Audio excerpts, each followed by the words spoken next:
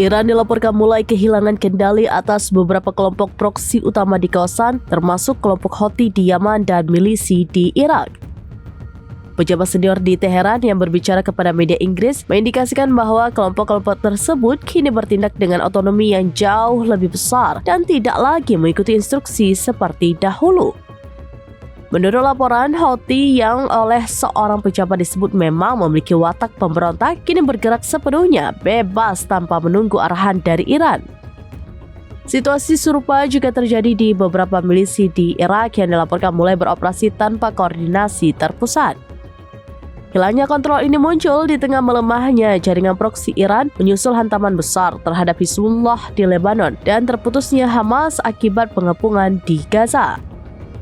Analis menilai Houthi berupaya mengurangi ketergantungan pada Iran dengan terus memperluas jalur pasokan dan memperkuat kemampuan penyembunyian perlengkapan mereka.